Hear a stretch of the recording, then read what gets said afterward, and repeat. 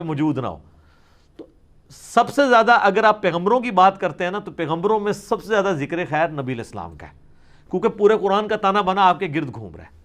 لہذا یہ کہنا بھی ویسے غلط، بعض لوگ کہتے ہیں نا حضرت موسیٰ کا ذکر قرآن میں سب سے زیادہ ہے، یہ نہیں کہنا چاہیے. یہ کہنا چاہیے کہ حضرت موسیٰ علیہ السلام کا نام مبارک سب سے زیادہ ہے، ذکر سب سے زیادہ نبی علیہ السلام کا ہی ہے. ہاں یہ بھی میں ایک ٹروتھ ریویل کر رہا ہوں پیغمبروں میں سے، یہ میں پیغمبروں سے بات کر رہا ہوں، ورنہ تو سب سے زیادہ ذکر اللہ کا ہے قرآن میں، اللہ کا نام. اور اللہ کے بعد اگر سب سے زیادہ کسی کا ذکر ہے نا تو شیطان کا ہے، کیونکہ اللہ کے مقابلے میں تو وہی کھڑا ہے نا. کبھی اسے شیطان کہہ کے بلایا گیا، کبھی ابلیس کہہ کے، کبھی طاغوت کہہ کے، اور کئی ناموں کے ساتھ، پھر جمع کے سیغے کے ساتھ بھی شیاطین جو اس کی اولادیں ہیں. بلکہ آپ جتنے انبیاء کا ذکر قرآن میں پڑھیں گے نا، ہر نبی کے ذکر کے ساتھ اللہ نے ضرور یہ کہا ہے کہ اس کے مقابلے پہ شیاطین کھڑے ہوئے، شیطان ورگلاتا تھا، یہ کرتا تھا. تو تمام انبیاء کے نام جمع بھی کریں، سینکڑوں دفعہ آپ ان کو جمع کریں، تو ہر دفعہ جب ان کا ذکر آئے گا شیطان کا ذکر ساتھ اس لیے آئے گا کہ انبیاء کی مخالفت کے اوپر کون کھڑے ہوئے. قرآن میں بار بار آیا کہ جنوں اور انس میں سے شیاطین کھڑے ہوئے ہیں. لیکن شیطان کا نام جو قرآن میں آیا نا وہ فضیلت کے طور پہ نہیں بلکہ اس کے حربوں سے بچنے کے لیے ہے. جس طرح سورہ الاعراف میں آیا، اللہ تعالیٰ فرماتا ہے کہ ہم نے قصہ آدم اور ابلیس اس لیے بیان کیا تاکہ اے اولاد آدم، جس طرح تمہارے ماں باپ کو ورگلا دیا تھا نا شیطان نے، تمہیں نہ ورگلا دے. تو پورے قرآن کا تانا بانا جو ہے وہ توحید کے گرد ہے، فکر آخرت کے گرد ہے، دنیا کی مذمت پہ ہے، اور شیطانی چالوں کے اگینسٹ ہے. انبیاء کے بھی جو واقعات بیان ہوئے ہیں وہ اس لیے تاکہ ان کی زندگیوں سے آپ یہ سبق سیکھیں کہ انہوں نے شیطان کو کس طرح ہینڈل کیا تھا، یا شیطان نے ان کو کن کن تکلیفوں پہ ڈالا اور انہیں صبر کیا اور اللہ کے لیے کھڑے رہے. تو اس اعتبار سے سب سے زیادہ ذکر اللہ کا ہے، پھر شیطان کا ہے. اور پچھلے دنوں مجھے کسی نے بتایا، جس طرح ایک بھائی نے کلپ بنایا ہے، جی آپ نے کہا کہ جی قرآن میں سب سے زیادہ نام شیطان کا ہے. پہلی بات یہ ہے کہ میرا کوئی کلپ کا ایک چھوٹا سا جز کاٹنا یہ علمی خیانت ہے. میں ایک پوری بات کانٹیکسٹ میں کر رہا ہوں، اس کے دوران ایک بات ہوئی ہے.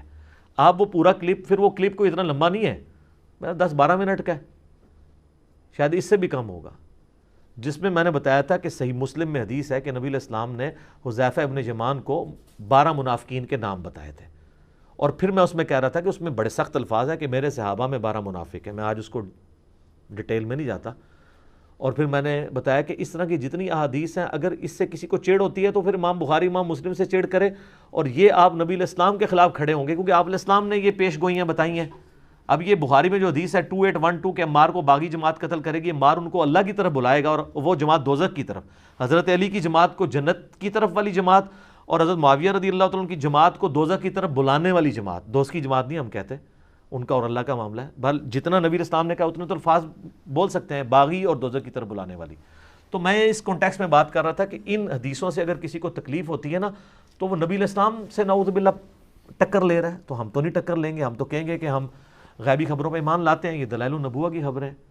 میں نے کہا یہ تو اسی طریقے سے ہے جیسا کہ کسی کو شیطان کے نام سے چڑ اور وہ کہ جی قرآن اتنی مقدس کتاب ہے، اس میں تو شیطان کا نام ہے تو میں اس میں سے نکال دوں. تو قرآن میں شیطان کا نام آنے سے کسی کو تکلیف نہیں ہونی چاہیے. تو اس میں نے فی البدی بولتے ہوئے بات کی کہ قرآن پاک میں اللہ کے بعد سب سے زیادہ شیطان کا نام آیا. تو ایک بندہ جو ہے نا جناب کیلکولیٹر لے کے بیٹھ گیا کہ جناب وہ تو شیطان تو اتنی دفعہ آیا، حضرت موسیٰ کا نام زیادہ ہے. مجھے اس سے بائی چانس یاد آ گیا. میرے بھائی آپ ایگزیکٹ اگر ناموں کا معاملہ دیکھتے ہیں تو شیطان صرف شیطان کے نام سے نہیں، شیاطین کے نام سے، طاغوت کے نام سے، ابلیس کے نام سے، الغرور کے نام سے، کتنے سے. اور یہ میں وہاں پہ کوئی ضرب تقسیمیں لگانے نہیں بیٹھا ہوا تھا. میں اب بھی اپنی بات پہ قائم ہوں کہ اللہ کے بعد سب سے زیادہ قرآن پاک میں جو ذکر آیا ہے، ذکر بد اس کو کہتے ہیں، ذکر خیر نہیں، وہ شیطان کا ہے تاکہ بچایا جائے. آپ جتنے انبیاء کا بھی ذکر لے کے آئیں گے نا تو انبیاء کے اگینسٹ بھی شیاطین کھڑے ہوئے ہیں. تو آپ اس تھیم کو فالو کرتے ہیں، نہ کہ آپ کیلکولیٹر لے کے بیٹھ جاتے ہیں. وہ تو مجھے بھی پتا ہے، میں نے اس سے بھی پہلے کئی لیکچر میں بتایا کہ سب سے زیادہ موسیٰ علیہ السلام کا نام قرآن میں آیا ہوا ہے. تو وہ پک اینڈ چوز کرتے ہیں. اس طرح کے آپ کام کریں تو مجھے ایک تسلی ہوتی ہے کہ اللہ کا شکر ہے کہ آپ کے پلے کوئی شے نہیں ہے. اب آپ اس قسم کی چولیں مارنے جوگے رہ گئے، مارو چولاں اور بیزتیاں کراؤ. جب اس طرح کی کوئی بات کرتا ہے لوگ کہتے ہیں یار یہ کیا بات لے کے بیٹھا، کوئی موضوع نہ شروع ہوا نہ ختم ہوا. ٹھیک ہے. اور واللہ اگر میں اس طرح کی غلطیاں نکالنی شروع کروں نا، میں نہ کوئی پرانا بزرگ چھوڑوں نہ کوئی نیا بزرگ چھوڑوں. ٹھیک ہے. اور لیکن ہم نے یہ کام کرنا نہیں ہے. اس قسم کے لیول کے اوپر ہم اترتے نہیں ہیں، کیونکہ یہ بات پھر وہ دوسری طرف چلی جاتی ہے، سلپ آف ٹنگ ہو جاتا ہے کسی بندے کا، کوئی ایشو ہو جاتا ہے اور کسی کو سمجھنے میں غلطی لگ جاتی ہے، وہ کہنا کچھ اور چاہ رہا ہوتا ہے، الفاظ کچھ نکل جاتے ہیں اور تو اس میں آپ اس تھیم کو فالو کریں کہ بات کیا ہو رہی تھی، اس طرح کے آپ کام کریں گے تو اپنی بے عزتی خود کروائیں گے۔ اب آئیں موسیٰ علیہ السلام کی طرف۔ موسیٰ علیہ السلام کا نام قرآن پاک میں ایگزیکٹلی تو میں نے نہیں گنا، ہم کورس کی کتابوں میں پڑھا کرتے تھے اس وقت کالجز میں، یونیورسٹیز میں، کہ آلموسٹ 136 ٹائمز آیا ہے۔ اب یہ بھی کوئی غلطی نہ نکال لے، اوپر نیچے دو چار ہو سکتے ہیں، تو آلموسٹ اتنے قریب آیا ہے۔ اس کے بعد سب سے زیادہ نام جس کا آیا نا وہ حضرت ابراہیم علیہ السلام ہے۔ یہ ان دو پیغمبروں کا سب سے زیادہ، اور ذکر خیر بھی پیغمبروں میں سب سے زیادہ انہی دو کا ہے نبی علیہ السلام کے بعد۔ اس کے پیچھے جینون ریزن ہے، ان دو پرسنالٹیز کے اوپر اسپیسیفکلی جتنے آسمانی مذاہب ہیں، جیوز ہوں، کرسچنز ہوں، مسلمان ہوں، وہ متفق ہیں۔